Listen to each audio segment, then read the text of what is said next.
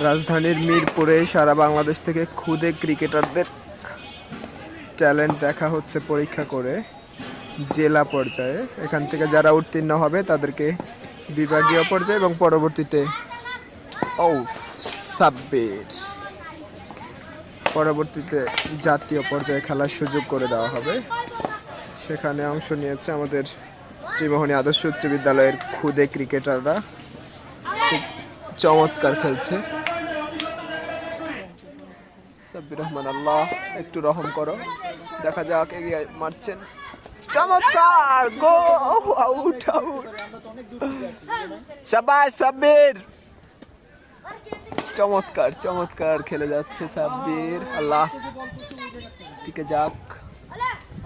আমাদের আমাদের মনে হচ্ছে মানে এখন ওরা যদি যে যত তাড়াতাড়ি চলে আসবে আমরা তত তাড়াতাড়ি চলে যেতে পারবো না, কিন্তু আমাদের